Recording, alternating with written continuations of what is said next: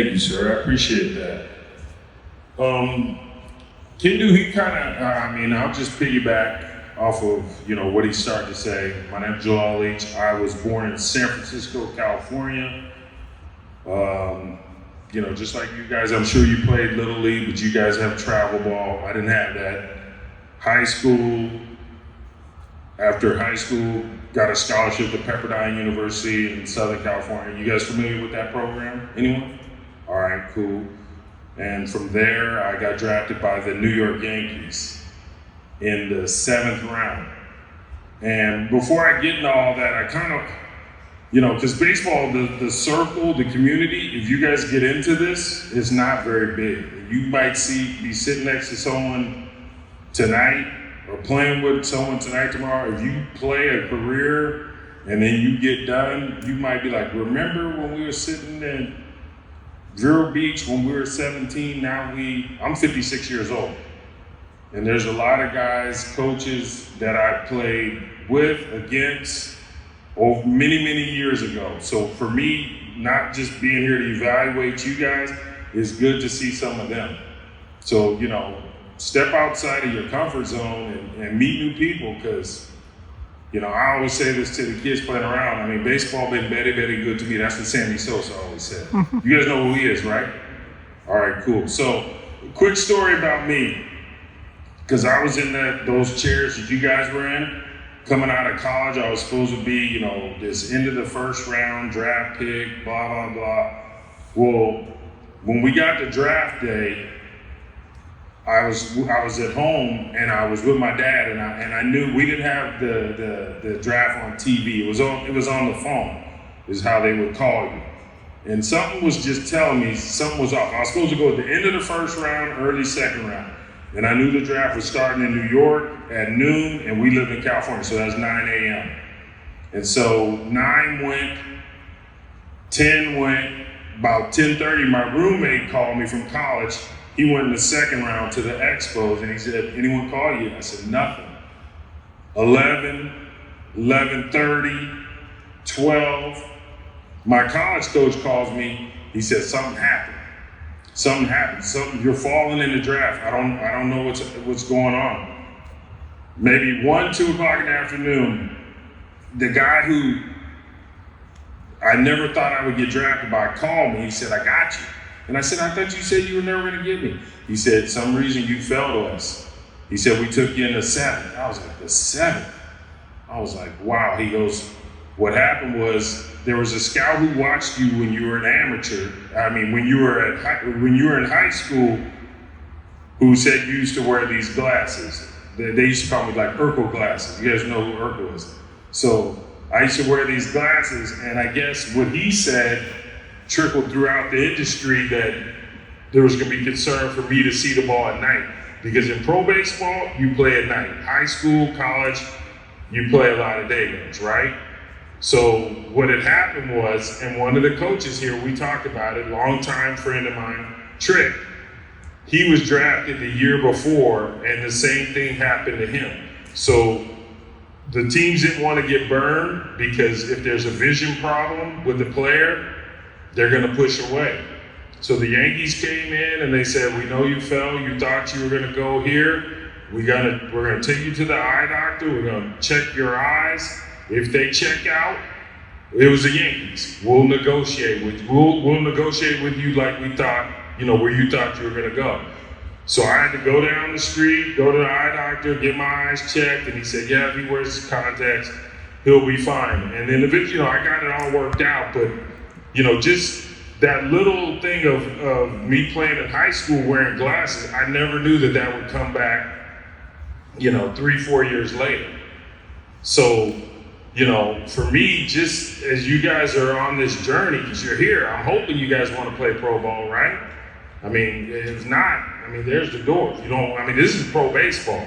It's a business. So if you want to play this, you gotta love it. You absolutely have to love it. You gotta be obsessed.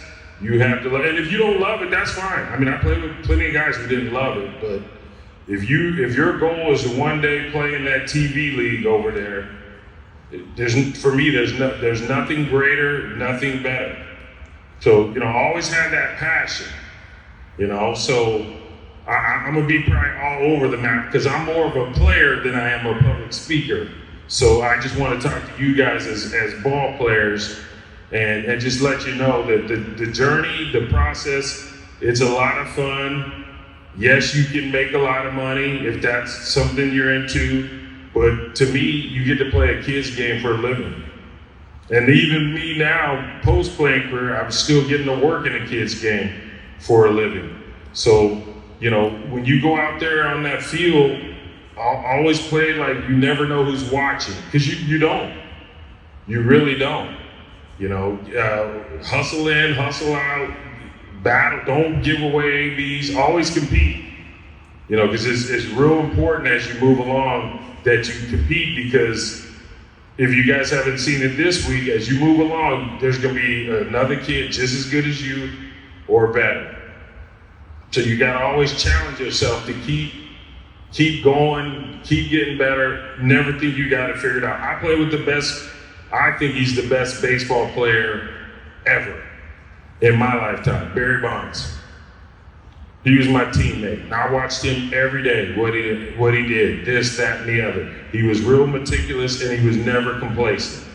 And I was like, well, if that's how he trains, what do I gotta do? Because I've never seen anyone, still to this day, I have never seen anyone hit a ball like Barry. I mean, Ohtani is great, Soto is great, they ain't beat. B didn't strike out. I mean, he had power. He put the bat on the ball with power, consistently, and he was disciplined.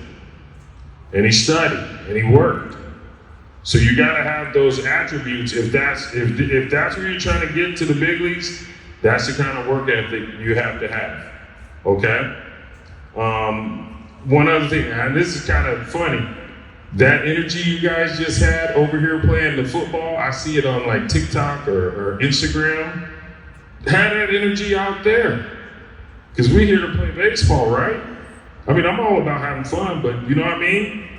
Because that same energy, take it out on that field, because when you get those scouts up there in the stands watching you want to stick out. You want that scout to put a follow report on you. Hey, that guy's got some tools. He can do this, he can do that. So, use that energy on that ball field, because that's what we're here for, right? Okay, now the next thing I want to talk about were the roles, or what scouts look for. For position players, does everyone know the 5 tools? Let me ask that question. Does anyone know the 5 tools? So it's not just me up here talking. Does anyone know one tool? What you got? I heard hit. What else we got? Feel, run. What else? Arm strength. What else? Power. Okay, you guys got those? The 5 tools: hit, feel, run, throw, power. Okay, for the position player. Let me ask you this question.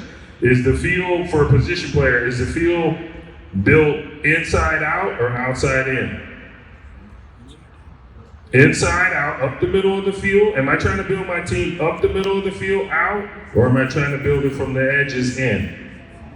Inside out. Why? Does anyone know the why? Why is that? Well, yes, true. But why? Think about the ball. That's where the ball goes, correct. So teams are built through the middle. You want to have a catcher, you want to have a shortstop, and you want to have a center fielder, because that's where a majority of the balls are going to go. So teams are typically built through the middle of the field. Okay, and if you're playing those positions, the glove is going to be weighted more than the bat. So the trick is, like today, I was watching the shortstops, and I'm over there haggling through my brain. Is he going to stay at short? Is he going to stay at short? Because you guys are still young, so some of you, I'm sure you're all going to grow to be men. Will you outgrow the position? Okay, so that's why the shortstop position is really hard to evaluate, because on a younger player, we don't know where you're going to end up physically in, well, you guys, what, 16, 17? 5, 6, maybe even 10 years, okay? So if you're in the middle of the field, just remember the glove is very, very important. And it's not making the highlight reel play. I played for Dusty Baker. I worked for Bruce Bochy, Joe Torre, all those guys to a man. It's all about making the routine play. That's all they care about. In San Francisco, when I worked under Bochy, when his pitchers pitched and Brandon Crawford was playing short, the sign of a good shortstop is if the pitcher pitches the ball and it's 2 outs and there's a ground ball hit to that man, Crawford, the pitcher only had to look over his shoulder. Is he gonna get it? No, that's Pete Craw. You're out. You see what I'm saying? So if you're in those premium positions, shortstop, catcher, how does he receive? How does he throw? More importantly, how does he work with the staff? Because the pitchers are gonna dictate who catches. You know what I mean? If the pitchers don't like throwing to you, I mean, you better hit like Mike Piazza or somebody, or else you're not going to catch. Because the pitchers run the roost, and they're going to say, oh, I don't want him back there. This is my day. Okay, so you got to make sure if you're a catcher that you're engaging with your staff. You're the quarterback, essentially. Okay, and out center field, go get the ball. Try to catch everything, okay? And those positions, that's why I believe the field was built from the middle in, just because of what the young man said, that's where the majority of the ball. Now, if you don't stay in the middle, here's me, 6'1", 175, 185 pounds, drafted out of Pepperdine, center fielder when I signed. I won't go to the end. 30 years old, I'm 230 pounds, I'm in left or right. I went from that premium position to, as I aged and matured and slowed down, to the corners. So what do you guys think was the emphasis when I had to go to the corner? What? The bat. You gotta hit. So if you're playing first, shoot, even second now. Third, corner outfield, you got to roll the pole. I mean, you got to hit. You got to have a chance to hit for power, to stay at those positions. I mean, really the whole game is about, from a position player standpoint, is about the bat. But if you're already in those slots right now, I'm not saying just go from A to Z and just jump to I gotta get power. No. You guys are still young and developing. Become a good hitter. I saw some guys with some good approaches today. And one guy, I don't think he got a hit. He's from my area. So now I got to pay attention. Because he showed me, I watched him a little bit in the cage. Then I watched him he's left-handed. I watched him have a good at-bat against a lefty early on. He didn't jump. He was quiet. He stayed in, left on left. And then I saw him have another good at-bat late. Now, I don't even think he got a hit. But I was like, wow, he saw the ball well. He was quiet. He looked like he was disciplined. Because sometimes we go watch you guys as amateurs, you might go 0 for 4 with 3 punchies, or you might go 4 for 4. So am I seeing your best game or your worst game? I can't evaluate, I can't performance scout. It just doesn't work. So I got to look through all that. So just make sure you guys, if you're a corner guy, you understand that, hey, I got to learn to roll this pole.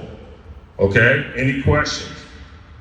And if you're a speed guy, I thought today, this is just my personal assessment, I thought I was going to see more guys run. Like, show your tools. If you're a plus runner, try to steal. So what if you get thrown out? At least we can see you run. And then you help me get a catcher's pop time on the other side. So if that's in your game, don't be afraid of going. I mean, I've been around some great baseball. I spent time with Ricky Henderson.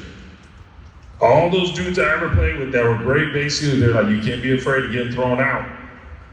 If you want to steal bags, you can't be afraid of getting picked off. So, I mean, it's a game of failure. I mean, you guys have been playing. It's a game of failure. So steal bags. Now getting over to the pitchers. For me, I feel like I hunt starting pitchers because the major league season, I forgot the number off the top of my head, but it's like 1,400 innings. And when I work for certain teams or some teams, the general manager, president of baseball ops, they would always talk about how many starters do we need to get through the big league season. So in my mind, we need to hunt starting pitching, not the bullpen. It's starting pitching because we need that starter to go as long and as deep as possible because as you guys know, how many games are in a big league season? All right, just making sure. We need the starters. So what do you need to be a starter? 2 pitches or 3 pitches? 4, 2. Name me a starter right. Is there a starter right now in the big leagues with 2 pitches? I'm asking. I don't know of one. I think the last one I can think of is AJ Burnett. Anyone know? Anyone in the room? No? I mean, so that's an outlier. There are outliers. But typically, you need 3 pitches. Because that changeup will offset the other side. So for you guys who want to be starting pitchers, yeah, the breaking ball is nice, but really, it'll come back to that changeup. Because I hit, and to me, I was never really worried about a guy with the good, sharp breaking ball. It was always the guy with the with the changeup. Because the changeup is just a slow fastball. And if his arm speed is right, he pulls the string. That's a hard pitch to read. Okay, so starting pitching is what I feel like we need to hunt the most because they're going to eat up the majority of those 1,400 innings. Okay, and now what do I look for in the starting pitch? And this isn't steadfast. This is just, my general thought. There are outliers. Tim Lincecum was undersized, right? You guys remember him, the freak? I mean, so you don't have to be, Steven Strasburg, 6'4", 6'5", 230 pounds. That's nice. There are outliers, but for me, clean arm stroke, physical build. He looks durable. Can he pitch in this heat we were out in today every 5 days? Can he pitch in the cold? It's a long season. Okay. So what is his arm swing like? Is it clean? Is it herky-jerky? Is it smooth? What kind of athlete is he? Does he move off the mound? Does he repeat his delivery? Does he have a feel for pitching? Or is he just out there max effort? Because if he's max effort, yeah, he might light up the gun, but that's hard to do. How many pitches does a pitcher throw in? 100 times? 100 times before they come get him? That's hard to do every 5 days for 34 starts in the big leagues. So we look for stuff like that. And then if not, those guys, usually relievers are just, relievers are just failed starters. So if a guy can't develop that third pitch, or he throws with a lot of effort, or the command is inconsistent. Do you guys know the difference between command and control? Anyone know? Okay, command is hitting your spots. Control is just throwing strikes. Okay, so if the catcher sets up fastball away and you hit that spot, that's command. How many walks per 9? Control. Okay? Throw strikes. At the end of the day, you could have the best arm, you could throw 100, but in the big leagues, Dusty Baker, Bruce Bochy, they do not care because their job's on the line. That's their livelihood. If they don't think you can throw strikes, you gonna go back to the minors, or they're gonna use you in the mop-up time because it's big business. Okay, that's all I got on that, and just the makeup. I'm just circling back to that. You gotta love it, man. I've seen some guys just will the big leagues. Just absolutely, it's all they think about is, I want to play in the big leagues. I want to get drafted. I know I can do it. And I play with guys who just had ungodly ability and could just fall out of bed and just do everything possible on the ball field. That wasn't me. I had to work. I had a little ability, but I had to work at it, but I loved it. No one was gonna outwork me. And I guess that started when I was little. I'm the son of a police officer. So my dad from when I came out was like, this is how we're gonna do it. If you're on time, you're late. That's the household I grew up in. Your shoes gotta be in your closet, left foot, right foot.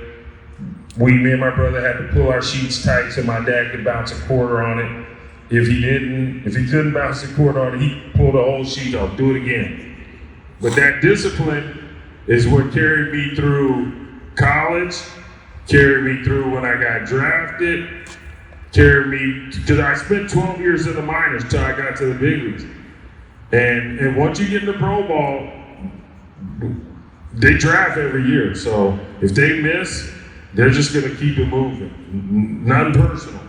Okay, so just stay focused and just enjoy this last day. And I am really grateful, for having this opportunity to come here and speak to you guys. And if you got questions, tonight, tomorrow, my number is on the internet. My cell number is on the, so I'm like Coach Prime, I'm not too hard to find. So reach out and good luck and chase the dream. Any questions?